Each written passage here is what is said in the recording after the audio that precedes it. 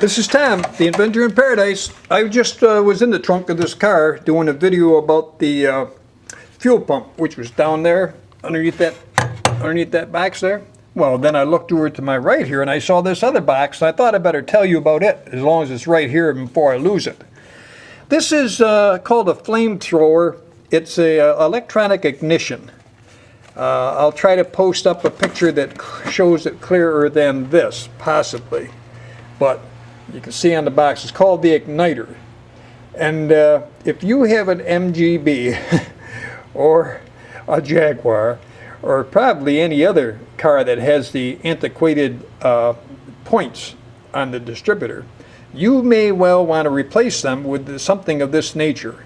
Now, I am a great endorser of this. Inside this box are the piece parts I took out. I know I've got the points in there for the next purchaser. If he wants to convert it back, you know how some of the folks are, they got to get it back to the original shape. I keep all my piece parts that I take out, I keep for the next owner.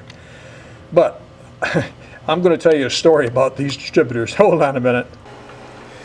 Well, number one, when you go to monkey around with that distributor and put in electronic ignition, or just to work on your points, just to do anything, and those points jam, they get closed a lot. They just kind of, I don't know if you call it weld together, they stick. They don't come apart. You just have to get into a screwdriver and snap them apart and reset them again. Keep that gap where it's supposed to be so that they will send a spark. But look at the area you're working in. This is what's frustrating. Get my hand down there. That's the cap. Way down here's the cap you got to pop off to get in there. Now, when you're in there, you can hardly see in there, much less reach in there. Well, I pulled that whole distributor right out before, but I don't advise that unless you got some vague idea of what you're doing. Hold on, we're going to go back to the trunk. I'm going to show you some piece parts. Okay, we're back here. Now, when you go to work on that distributor, you know sometimes when the points stick, I'm going to go over that with you. I'll show you right here, I hope. These are the components that I took out of the car. You got a condenser there, you got a lead, and the lead has a connector on it, and so does the electronic ignition one. It's a very simple task to replace it. You just got it's just a little bit delicate controlling the little screws that come off. It'd be nice if you have one of those little magnets with you. Like mechanics have them, they look like an extendable pencil magnet.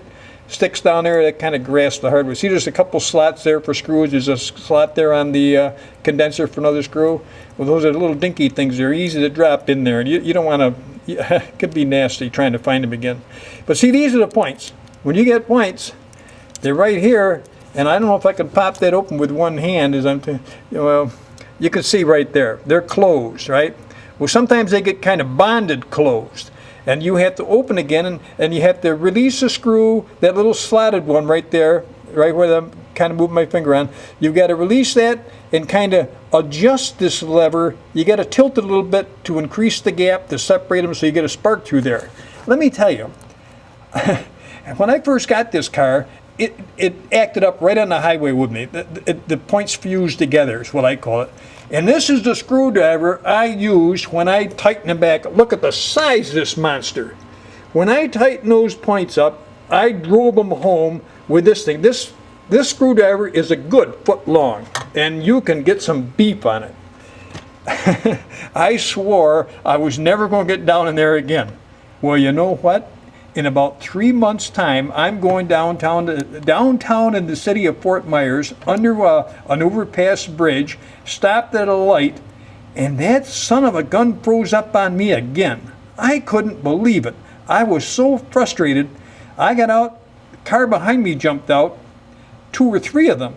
They came out with me and helped me push my MG up underneath the overpass, up on the sidewalk area. And there I sat. I got out my AAA card. I was fuming. I got out my AAA card and called. I was not going to work under there with my decent clothes on, pawing around underneath that hood in the dirt and grime of that engine.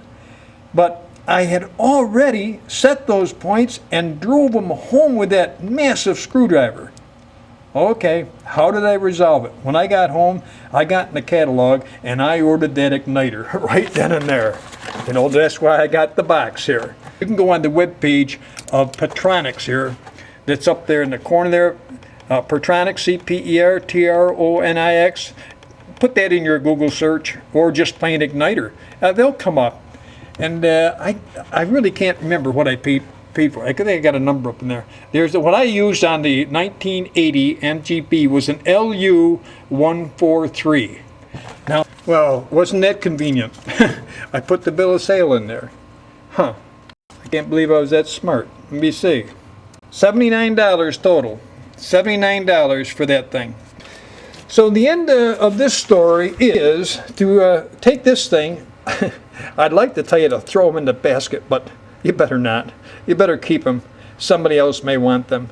But I'll tell you, I will not own an MGB without replacing that ignition.